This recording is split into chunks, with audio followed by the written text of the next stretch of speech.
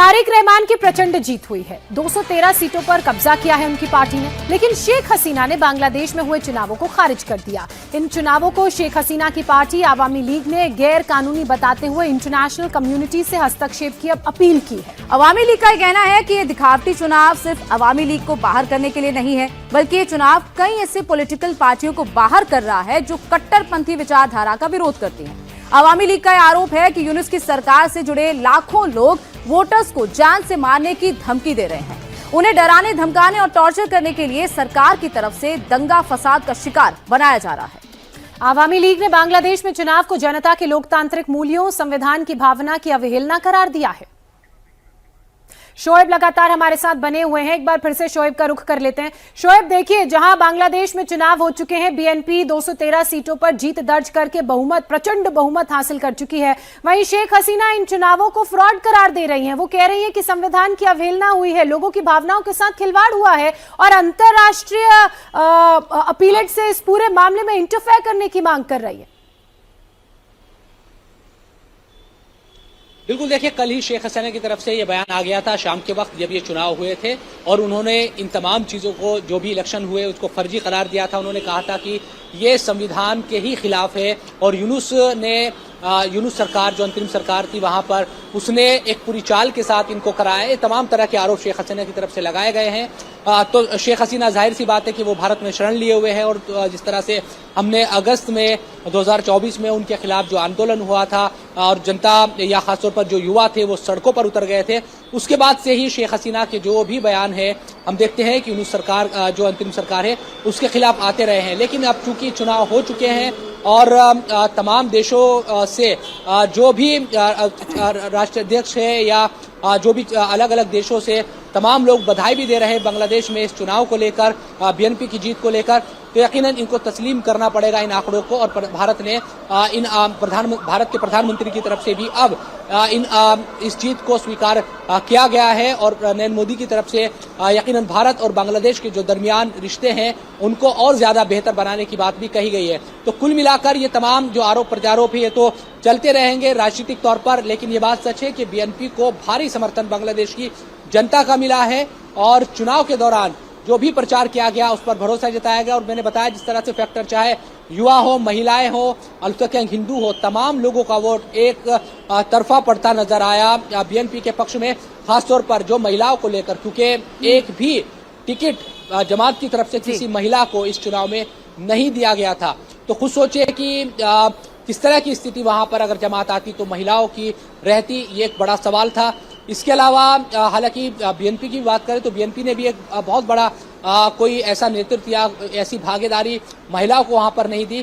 कुल जो अगर टिकटों की हम बात करते हैं तो सिर्फ 3.77%, यानी कि सिर्फ इतनी कम जो भागीदारी है वो महिलाओं को वहां पर मिली है। हालांकि ये भी है कि इनडायरेक्टली 50 महिलाएं संसद में पहुंचती है, वहां पर वो आरक्षण उनको मिला हुआ है। लेकिन जब आप चुनाव में होते हैं तो आपको टिकट देकर जनता के बीच महिलाएं अगर ज्यादा आए और वो चुनकर संसद जाए तो उससे उनका कॉन्फिडेंस ज्यादा बढ़ता है, ये आत्मविश्वास उनका ज्यादा रहता है काम करने का। इन पार्टियों ने इन तमाम चीजों का ख्याल बांग्लादेश में नहीं रखा, इन कम से कम चुनाव को देखकर लगता है। लेकिन फिर भी महिलाओं का वोट जमात के मुकाबले बीएनपी को सबसे ज्यादा मिला है, ये चुनाव के नतीजे बता रहे हैं। इसके अलावा एक बड़ा जो फैक्टर हमें दिखाई दिया, जो आंदोलन वहां पर हुआ था, युवा सड़कों पर उतरे थे शेख हसीना के खिलाफ, उस वक्त उस आंदोलन से निकली हुई जो पार्टी थी एनसीपी, जिसने बाद में जमात के साथ गठबंधन भी कर लिया, उसको भी बहुत ज्यादा सपोर्ट नहीं मिला है वहां की जनता का। उसके जो अध्यक्ष है वो जरूर जीत गए हैं, लेकिन दूसरे जो लोग हैं वो हार गए। इसी तरह से शफीकुर रहमान जो जमात के चीफ है वो जरूर सीट जीत गए, लेकिन उनके कई बड़े जो नेता है वो चुनाव हार गए। तो युवाओं का साथ भी जमात को नहीं मिला, एनसीपी को नहीं मिला। इसके अलावा जब एनसीपी ने जैसे ही जमात के साथ गठबंधन किया था, बहुत सारी जो महिलाएं थी जो एनसीपी से जुड़ी हुई थी, इस पूरे आंदोलन में वो साथ रही थी। युवा जो महिलाएं थी, खासतौर पर जो लड़कियां थी, उन्होंने भी एकदम से एनसीपी का साथ छोड़ दिया था। तो कुल मिलाकर ये कह सकते हैं कि जमात पर उनका भरोसा नहीं था और यही वजह रही कि बीएनपी को इतनी प्रचंड जीत बांग्लादेश में इतनी प्रचंड जीत मिली है, तारिक रहमान को इतनी बड़ी जीत मिली है और बांग्लादेश की राजनीति में बदलाव जाहिर तौर पर देखने को मिलेगा। प्रधानमंत्री नरेंद्र मोदी ने भी तारिक रहमान को जीत की बधाई दी। उन्होंने कहा कि ये जीत लोगों पर आपके भरोसे को दिखाती है, ये जीत लोगों पर आपका भरोसा दिखाती है, बांग्लादेश के साथ भारत खड़ा है। ये प्रधानमंत्री नरेंद्र मोदी ने एक बड़ा स्टेटमेंट दिया है। लेकिन शोएब, जिस तरीके से प्रधानमंत्री तो दोस्ती का हाथ आगे बढ़ा रहे हैं, क्या बांग्लादेश भी आगे बढ़ाएगा? क्या बांग्लादेश भी भारत के साथ अपने रिश्तों को सुधारने के लिए पहल करेगा या फिर अभी वक्त लगेगा? अभी देखना होगा, वेट एंड वॉच की सिचुएशन रहेगी कि क्या बांग्लादेश भारत के टूवर्ड्स अपनी जो रुख है उसको बदलेगा या वैसा ही अभी रहेगा? देखिए, खास तौर पर अगर पड़ोसियों की बात करते हैं बांग्लादेश की, तो हमारा जो देश है वो सबसे बड़ा और सबसे मजबूत पड़ोसी है। बांग्लादेश को इस बात का पता है। हालांकि हम देख रहे हैं कि जब यूनुस की अंतरिम सरकार वहां पर 14 महीने की थी, उस वक्त पाकिस्तान ने बहुत ज़्यादा दखल वहां देने की कोशिश की, भड़काने की कोशिश की और उसका जो असर है वो कई जगहों पर दिख भी रहा था बांग्लादेश में। लेकिन जिम्मेदारी यही है कि एक तरक्की करता हुआ देश था बांग्लादेश। सबने देखा कि शेख हसीना सरकार में किस तरह से जो जीडीपी थी, जो बिजनेस था और अंतर्राष्ट्रीय स्तर पर वो किस तरह से तमाम चीज़ें लेकर बांग्लादेश चल रहा था। लेकिन जैसे ही शेख हसीना वहां से हटती है तो कहीं ना कहीं इन तमाम चीज़ों पर असर पड़ता हुआ दिखाई दिया। अब चूंकि चुनी हुई सरकार वहां पर बनी है, कई तरह के आरोप भले ही हो कि और ये बड़ी बात भी है कि अवामी लीग को आपने बैन कर दिया और उसके बाद आपने चुनाव कराया, जबकि होना यही चाहिए था कि जनता अगर किसी पार्टी को बाहर करती तो कम से कम वो मान्य भी होता कि जनता ने इस पार्टी को बाहर किया, उसको वोट नहीं दिया। लेकिन आपने एक साजिश के तहत अवामी लीग को वहां पर बैन कर दिया, उसने चुनाव ही नहीं लड़ा।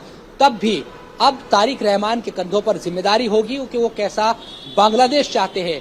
एक ऐसा पड़ोसी जो मजबूत भी है, भारत और कई राज्यों से उसकी सीमाएं लगी हुई है। आप किसी भी तरह से तो बिजनेस का मामला हो या दूसरे तमाम क्षेत्र की बात करते हैं तो भारत की जरूरत बांग्लादेश को पड़ेगी, ये बांग्लादेश भी जानता है।